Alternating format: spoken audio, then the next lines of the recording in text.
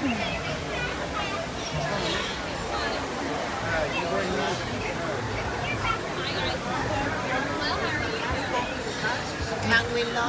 on in, guys. Thank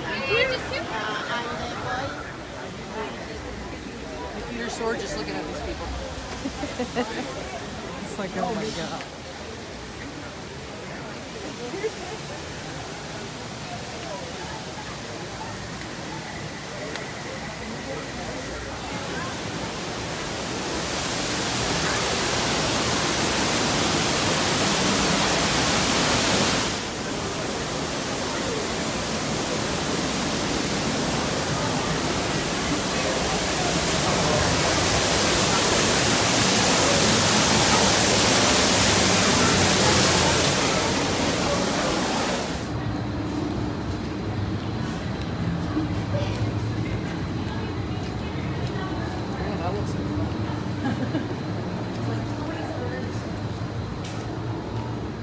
Make sure everyone knows the wait's 4 hours.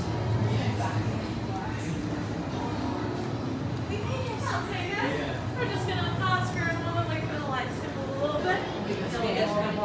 You can scan while you're pausing. That is a very productive way to do this. How many in our party? 3. 3.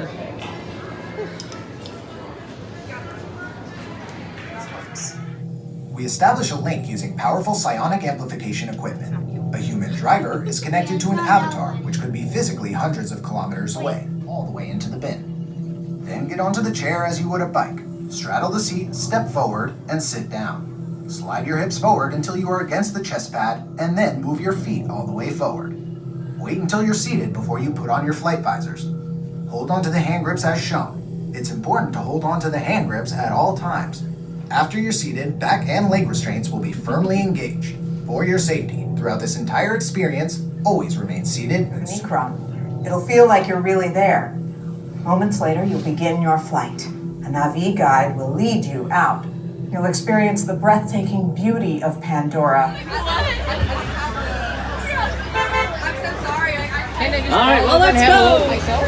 Hey there, friends. My name is Larry. I'm going to be your safari driver. Now, don't be fooled by those striped legs. It's actually the only known relative to the giraffe. It's such a shame. They are very solitary creatures. They only like being seen if they go in kudu. Now, the bongo are the copper-colored antelope. There's actually a baby sitting behind its mother there. And the kudu are the light tan antelope, and the top 5 tallest antelope. Now, here on our left, this is a watering hole. It's a great place to find men. Now, on the island, there's some pink-backed pelicans, smallest pelican species, and the only one to make nests in trees, which is why, even though these trees have been broken apart for quite some time, they still enjoy making their nests. Now, as we round the corner here, just keep your eyes peeled down to the left. There may be a few animals down there that I may not be able to point out. You even see some Nile crocodiles down there. They grow anywhere from 15 to 20 feet in length. They live to be about 45 years old in the wild, and in captivity, they can live to be almost 85 years old. So these crocodiles will be swimming the Safi River for the better part of a century.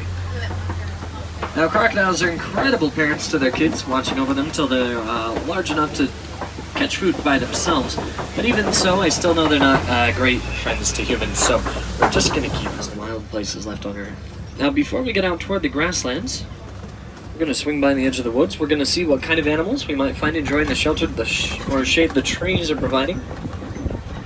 Well, actually, I think I see a few giraffes up ahead of us, just on the other side of the trees and termite mounds up there. We'll get closer to those giraffes in a bit. After all, they are some of the tallest land animals alive. They're very popular.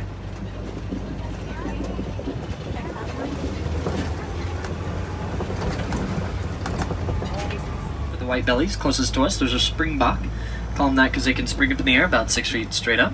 And then the sable antelope beyond them, rich brown coats and long curved horns. They are fiercely protective of them. Now we're getting very close to the giraffes up here. In fact, I should be able to slow down a bit once we get close to this young giraffe over here, so you can get a good picture. This giraffe is probably about, I believe, maybe 11 months old. At least that's what our wardens are estimating. Now at birth, the giraffe will stand 6 feet tall. Now here's those Ankoli cattle on the right. They're the only domesticated animals out here. The spotted ones are considered lucky, but the farmers like to own as many cattle as they can. They're domesticated for their milk instead of their meat because it's easier to keep cows around that way. Now here in front of us are some wildebeest, a gray antelope with dark faces, short, sharp, curved horns on their head.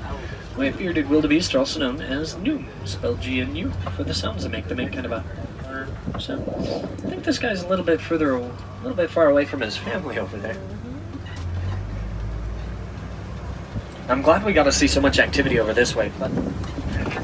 No, actually, I think I see an elephant over there, just on the other side of the trees up ahead on the hillside.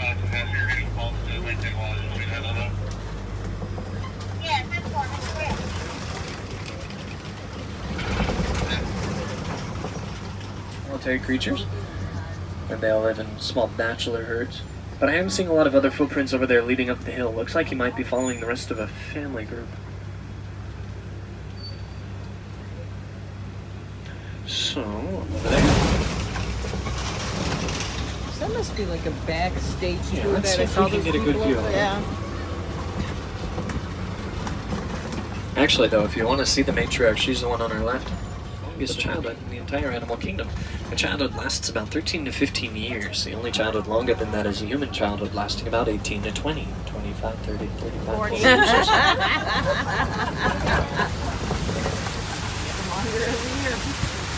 Now here in front of us, I see two very different types of birds. Little white birds with the orange hooked bills. Those are white ibis. They're just vacationing here. Pay no attention to them. Tall pink birds, though, those are greater flamingos. Some of the biggest. That's why security teams are being trained across Africa to help protect these animals. That's why we're able to see this rhino here. Now, the white rhinoceros has little to no natural predators. There's also a couple Montabac to our right as well. They're purplish brown antelope. White little legs, white marking on their face.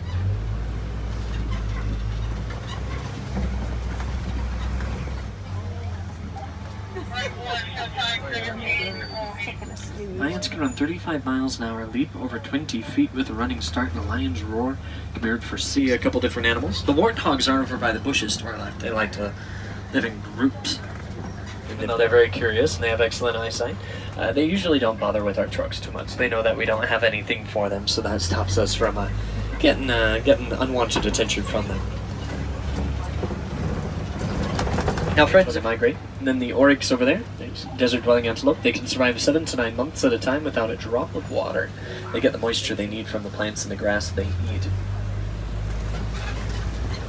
Now friends, wilderness explorers on board. The wilderness must be explored. Caw, caw, roar! Jumbo Warden.